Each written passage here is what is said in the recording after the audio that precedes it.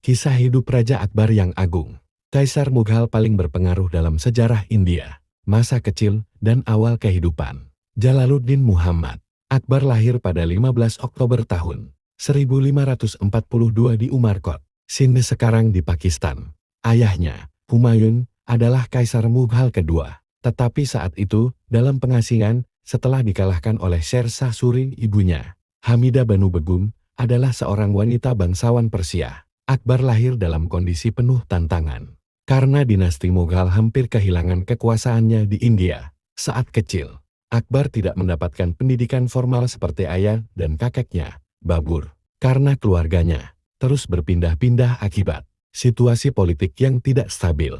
Meskipun tidak terdidik dalam literasi, Akbar sangat cerdas dan memiliki daya ingat luar biasa. Sejak kecil, ia dilatih dalam seni perang, berburu, dan strategi militer, keterampilan yang membantunya menjadi salah satu pemimpin terbesar dalam sejarah. Pada tahun 1555, Humayun berhasil merebut kembali tahta Delhi dengan bantuan sekutunya. Tetapi tak lama setelah itu, ia meninggal akibat kecelakaan di istananya. Akbar yang baru berusia 13 tahun naik tahta pada tahun 1556 di Kalanaur, Punjab, dengan Bairam Khan sebagai wali, sekaligus penasihat utamanya. Awal pemerintahan dan perjuangan mengamankan kekuasaan. Saat Akbar naik tahta, kekaisaran masih lemah dan dikelilingi oleh musuh-musuh kuat seperti Hemu, seorang jenderal Hindu dari kerajaan Suri yang mencoba merebut Delhi. Namun, pada pertempuran Panipat kedua tahun 1556,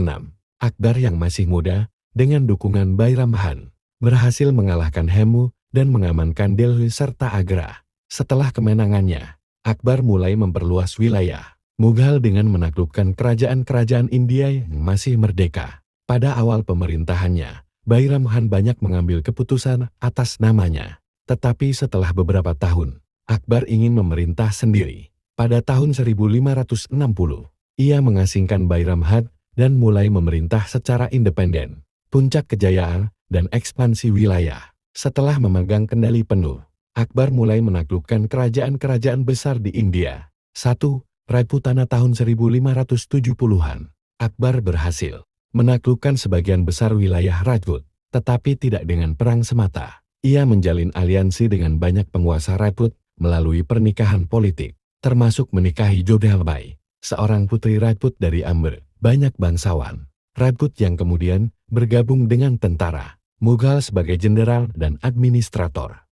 2. Gujarat tahun 1573.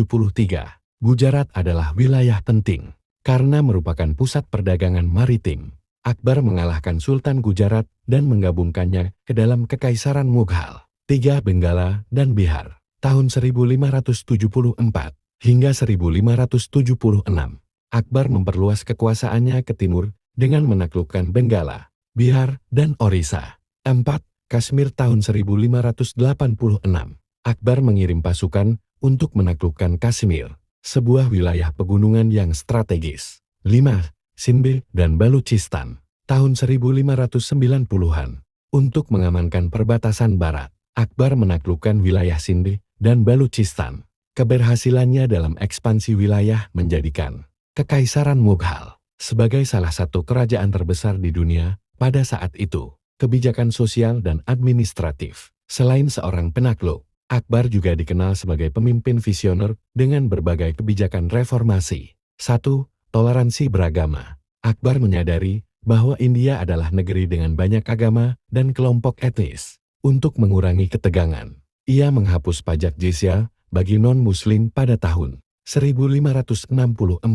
Ia mengundang pemuka agama dari berbagai kepercayaan Islam, Hindu, Kristen, Jain, dan Buddha untuk berdiskusi di istananya di Fatehpur Sikri. Pada tahun 1582, ia memperkenalkan Din-i Ilahi, sebuah filosofi spiritual yang menggabungkan unsur-unsur dari berbagai agama. 2. Reformasi pajak. Akbar menerapkan sistem pajak berbasis hasil pertanian yang lebih adil, yang disebut SAP System, yang dikembangkan oleh penasihatnya, Raja Todarmal. 3. Sistem militer. Ia memperkenalkan sistem Mansabdari, di mana pejabat dan jenderal diberikan pangkat berdasarkan kemampuan mereka, bukan hanya karena keturunan. 4. Pusat kebudayaan dan seni. Akbar mendirikan Fatehpur Sikri sebagai ibu kota barunya, sebuah kota yang menjadi pusat budaya dan seni. Ia mendukung perkembangan seni, sastra, dan musik. Salah satu penyair terkenal di istananya adalah Abul Fazl, yang menulis kitab sejarah Ain-i-Akbari. Akhir hidup dan warisan. Pada tahun-tahun terakhirnya, Akbar menghadapi tantangan dari dalam keluarganya sendiri. Putranya, Pangeran Salim kelak dikenal sebagai Jahangir, memberontak melawan ayahnya karena ingin segera naik tahta. Namun, Akbar berhasil mengendalikan situasi dan tetap memerintah sampai akhir hayatnya. Pada tahun 1605, Akbar jatuh sakit dan meninggal pada 27 Oktober di Aga. Ia dimakamkan di Sikandra, dekat Agra, di sebuah makam megah yang masih berdiri hingga kini. Kesimpulan, Akbar sebagai Kaisar Agung.